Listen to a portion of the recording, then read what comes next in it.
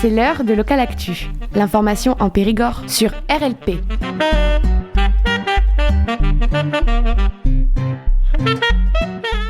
Bonjour Cécile Lérissi, merci de venir dans nos studios. Bonjour Yann, merci de m'accueillir. Avec plaisir.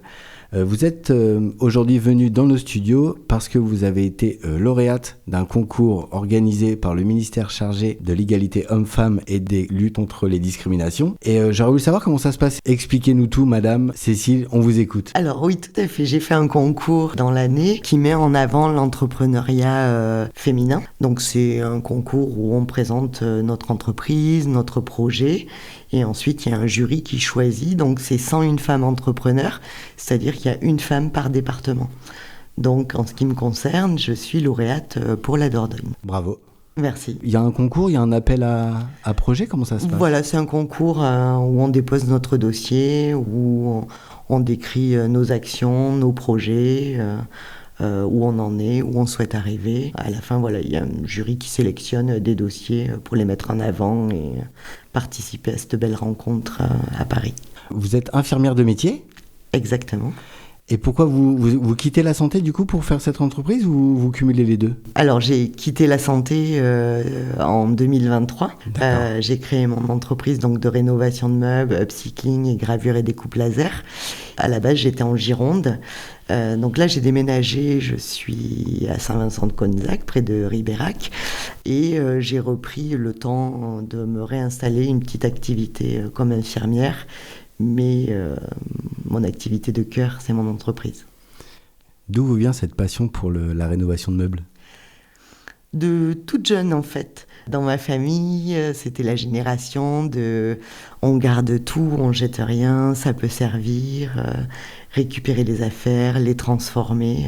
J'accompagnais ma grand-mère sur les marchés, sur les stands de fripes pour des vêtements de seconde main. Et puis, j'ai été très sensibilisée à tout ça, à l'économie circulaire, à la seconde main. J'ai transmis ça à mes enfants, j'en suis fière. Et je me suis dit un jour, pourquoi pas essayer de transmettre ces valeurs à un plus grand nombre de personnes. Donc, j'ai décidé de créer mon entreprise de rénovation de meubles. J'ai l'impression que cette tendance revient de la seconde main, de l'économie circulaire, du moindre coût en tout cas, et planétaire et financier, quoi. C'est exactement ça, en fait. C'est important pour notre planète, le fait de moins jeter, moins créer de déchets, moins consommer. Ce qui est intéressant, c'est que des meubles qui étaient dans une famille, aux grands-parents, ont une seconde vie et continuent leur vie dans la famille des petits-enfants, des enfants. Et c'est des belles histoires, je trouve. On vous fait une demande pour se faire rénover un meuble ? Il suffit de me contacter, oui, par téléphone, par mail ou via les réseaux sociaux. Et on convient d'un rendez-vous en général au domicile du client. Il me montre les pièces qu'il souhaite rénover. C'est soit les remettre brutes, et voilà, ça suffit. Certaines personnes souhaitent mettre un peu de couleur pour les adapter à leur logement. On en discute ensemble, on voit ce qui est possible de faire. Et après, je fournis un devis qui est gratuit. Et puis en avant l'aventure, si jamais c'est accepté. Vous avez déjà eu des demandes du coup ? Alors en Dordogne, ça commence juste, vu que j'ai déménagé il n'y a pas longtemps. Oui, en sûr. Gironde, oui, j'ai rénové pas mal de pièces lorsque j'étais en Gironde. Vous avez une équipe avec vous ou vous faites ça toute seule ? Je suis toute seule pour l'instant. C'est un projet d'agrandir un petit peu ? Alors oui, je souhaiterais mettre en avant toujours l'économie circulaire, mais aussi l'artisanat local au féminin, créer un lieu en fait de rencontre où on se sent bien. Je souhaiterais créer un tiers-lieu, donc avec une partie mon atelier de rénovation de meubles, une partie recyclerie où on pourrait trouver des objets de seconde main et permettre de leur donner une seconde vie, une partie boutique de créatrices en mettant en avant donc l'artisanat local au féminin, et puis une partie coin café et coworking qui permettrait de se rencontrer et d'échanger sur les savoir-faire de chacun dans ce lieu-là. Vous voudriez être basé vers Ribérac ? Alors dans l'idéal bien sûr, puisque c'est ma communauté de communes, Ribérac, mais en même temps je suis à la recherche d'un local, donc je ne vais pas faire la difficile non plus. Si un local peut me correspondre et qu'il n'est pas à Ribérac, bien sûr que je changerai d'endroit et que je m'éloignerai de Ribérac. Pour en revenir à votre tiers-lieu, en tout cas votre souhait de tiers-lieu, quel type de lieu souhaiteriez-vous dans l'idéal ? Alors dans l'idéal, je souhaiterais un local qui soit un petit peu atypique, pas un lieu trop conventionnel. Par exemple, un ancien garage automobile qu'on pourrait réhabiliter et aménager, mais tout en gardant le côté industriel. J'ai envie que ce lieu soit atypique, unique et où on a plaisir à venir parce que jamais vu ailleurs. Cécile, vous avez été lauréate de concours organisé par le ministère chargé de l'égalité hommes-femmes et des luttes contre les discriminations. Est-ce que vous pouvez nous en parler un petit peu et comment faire pour que les autres femmes puissent en bénéficier et elles aussi se lancer ?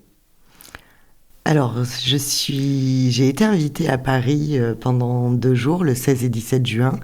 Donc nous étions 101 femmes, 101 départements en France. On a pu bénéficier de mises en réseau, de conférences sur l'entrepreneuriat au féminin. On est également ambassadrice du Coq Créa, en fait, qui est là pour montrer à toutes les femmes qui souhaitent créer leur entreprise qu'il existe des réseaux, des associations qui peuvent les aider et leur permettre d'aller plus loin et de mener à bout leur projet, en fait. Unis, on est plus fort, forcément. Exactement. Du coup, cette mise en réseau vous a permis de rencontrer plusieurs femmes de d'autres départements, donc ? J'ai rencontré, oui, tout à fait, plein d'autres femmes d'autres départements avec des projets tous plus intéressants les uns que les autres, différents, allant du social. Il y avait par exemple une femme du sud de la France qui souhaite créer une micro-crèche transgénérationnelle, une autre qui souhaite créer une cité de la science à Amiens, une autre qui a mis en place une application lors de violences conjugales, violences verbales, qui permet de filtrer les messages des ex-conjoints. Une autre qui permet de favoriser l'emploi des femmes de plus de 50 ans. Voilà, des projets tous différents, un restaurant inclusif pour les handicaps invisibles. Vraiment des projets différents, très intéressants. Et c'est surtout ce qui était vraiment étonnant si on veut, mais on est toutes animées d'un dynamisme, d'une énergie en ce qui concerne nos projets, nos entreprises, et ces 2 jours permettent encore plus de nous booster et nous donner envie d'aller plus loin encore, et on est toujours toutes en contact depuis, et on se parle tous les jours via des groupes WhatsApp. Comment on fait pour concourir alors ? Ça se passe une fois par an ? C'est sur Internet que vous en avez entendu parler, vous, par exemple ? C'est sur Internet, exactement. C'est en début d'année, en général, pendant un temps assez long, où on a un dossier à déposer, on répond à des questions sur ce qui nous a emmenés là, ce qu'on a comme entreprise, ce qu'on a comme projet, où est-ce qu'on en est, quelles sont les choses qu'on a mis en place, quel réseau nous a accompagnés, toutes ces petites choses. C'est des dossiers qui sont intéressants parce qu'en fait, ça permet de se poser des questions, de refaire une remise en question, d'avancer, de voir où on en est, de se réorienter. Et c'est toujours intéressant de faire ce type de dossier, et c'est très stimulant en fait. J'ai l'impression que votre entreprise, elle est un petit peu féministe. J'essaie, oui. Quel est votre lien avec le féminisme ? Je suis une femme déjà. De fait. Après, j'ai pas de lien, j'ai pas de réseau particulier, à part les réseaux de création d'entreprises. Au féminin, exactement, okay. Dont le réseau Force Femmes qui accompagne les femmes de plus de 45 ans au retour à l'emploi, donc en emploi salarié ou en création d'entreprise. Donc c'est cette association-là qui m'a accompagnée en 2023. Et je suis sur les réseaux d'autres associations telles que le réseau Les Premières, toujours l'entrepreneuriat au féminin en fait. L'association dont vous parlez, c'est une association qui est départementale ? C'est une association qui est nationale, Force Femmes, D'accord. et il y a une antenne régionale à Bordeaux. Et le réseau Les Premières, c'est également une association nationale, et il y a une antenne à Périgueux. Cécile, vous nous avez parlé de votre entreprise de rénovation de meubles.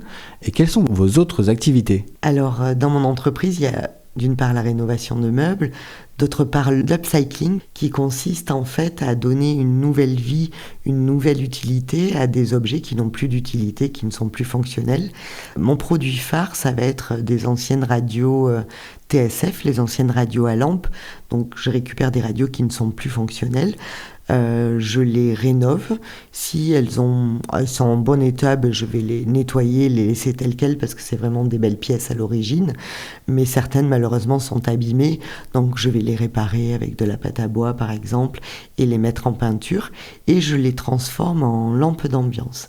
C'est-à-dire que je garde l'intérieur d'origine pour lui garder tout son caractère authentique. Et j'intègre une ampoule, un système électrique pour que ça fasse une lampe d'ambiance qui va créer une lumière douce, tamisée dans les intérieurs de mes clients. Donc ça, c'est la partie upcycling. Il y a une autre partie qui est la gravure et découpe laser qui va permettre la personnalisation, la création d'objets de déco, par exemple. Donc de ce côté-là, je travaille avec des particuliers qui souhaitent des objets pour eux, pour décorer leur maison, ou pour offrir des cadeaux personnalisés pour leur famille, pour leurs amis. Et je travaille avec également des professionnels qui vont avoir des besoins d'objets, de goodies pour leurs clients particuliers. En particulier, ça peut être des porte-clés, ça peut être des aimants, j'ai toutes sortes de demandes diverses et variées, avec leur logo, par exemple, le nom de leur entreprise sur les objets. Comment vous avez fait pour les avoir, ces radios TSF ? Vous les avez chinées ? Alors oui, beaucoup de matins où je me suis levée tôt pour aller sur les vides-greniers et chiner de belles pièces. Mais bon, ça va, j'adore ça, donc il n'y a aucun souci.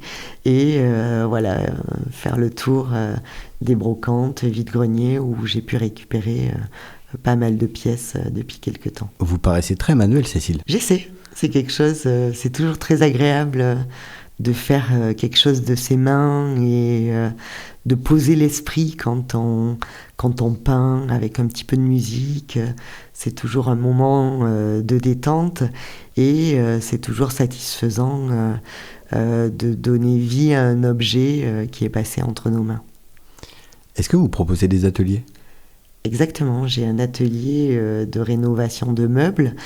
C'est très simple, vous arrivez avec un petit meuble le matin, après un petit moment café où on échange, on se présente. J'explique ce qu'on va faire sur la journée et puis le déroulement un petit peu de la rénovation d'un meuble, la remise en état, la préparation du bois, la mise en peinture. Et on fait toutes ces activités tout au long de la journée.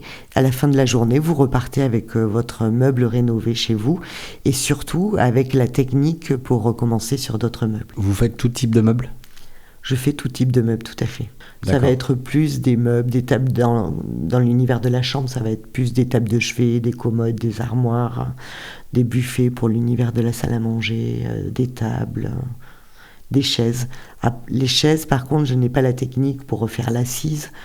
Quand j'étais en Gironde, je travaillais avec une tapissière qui, elle, s'occupait de l'assise, de tout ce qui était tissu, des chaises et fauteuils. Et moi, je m'occupais de la partie bois avec la remise en peinture, si les clients le souhaitaient. Pour revenir sur la gravure, est-ce que vous avez un format idéal de taille de gravure ou vous êtes limité dans quelque chose ?